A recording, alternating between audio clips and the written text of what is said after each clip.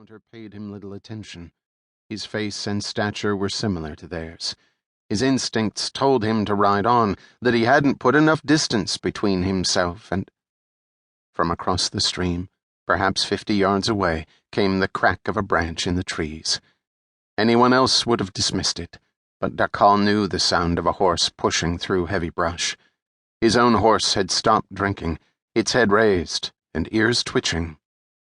From the trail, another sound, the scuff of a horse's hoof on the gravel trail.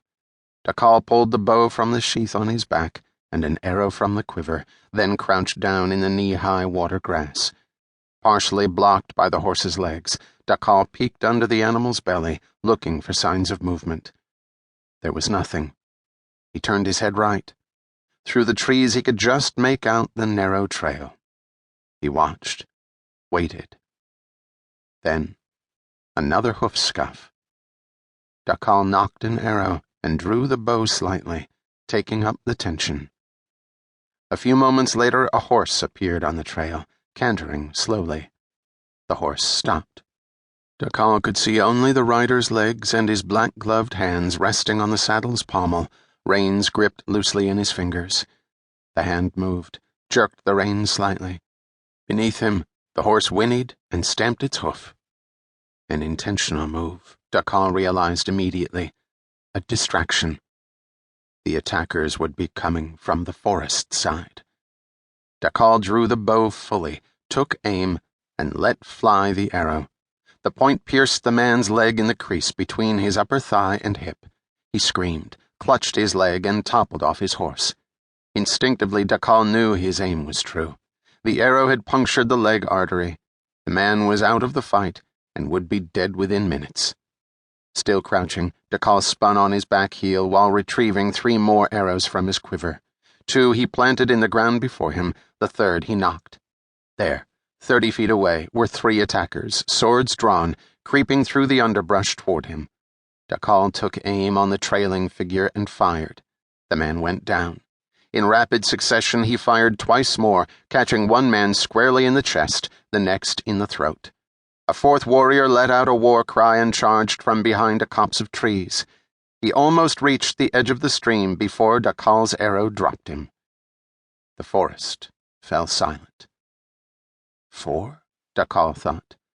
They had never sent fewer than a dozen before. As if in answer to his puzzlement, the pounding of horses' hooves sounded on the trail behind him. Dakal spun, saw a line of horses galloping down the trail past their fallen comrade. 3 horses. 4. 7. 10 horses, and still they came. The odds were overwhelming. Dakal mounted his horse, nocked an arrow, and turned in his saddle in time to see the first horse galloping through the gap between the trees and into the clearing. Dakal fired. The arrow plunged into the man's right eye. The force drove him backward, over his saddle, where he bumped off the rump of his horse and into the next rider, whose horse reared, backpedaling, creating a choke point. Horses began slamming into one another. The charge stalled. Dakal kicked his heels into his horse's flank. The animal leapt off the bank into the water. Dakal brought its head around, heeled the horse, and charged downriver. He realized this was no chance ambush. His pursuers had been covertly following him for some time and had managed to surround him. Over the splashing of his horse's hooves in the shallow water, he could hear them now, riders crashing through the forest to his right and hooves on the gravel trail to his left. Ahead, the stream curved to the right. The trees and undergrowth were thicker here, crowding the bank, all but blotting out the sun and leaving him in twilight. He heard a shout and glanced over his shoulder. 4 riders were in pursuit. He looked right, saw dark horse shapes slipping in and out of the trees, paralleling his course. They were flushing him, he realized. But to where? His answer came seconds later as the trees suddenly parted, and he found himself in a meadow. The stream's width quadrupled. The color of the water told him the depth had increased as well. On impulse, he veered his horse left, toward the sandy bank. Directly ahead, a line of 5 riders burst from the tree line, 2 of them bent low, pikes held horizontally before them, the other 3 riding upright, bows drawn. He laid his body across his horse's neck and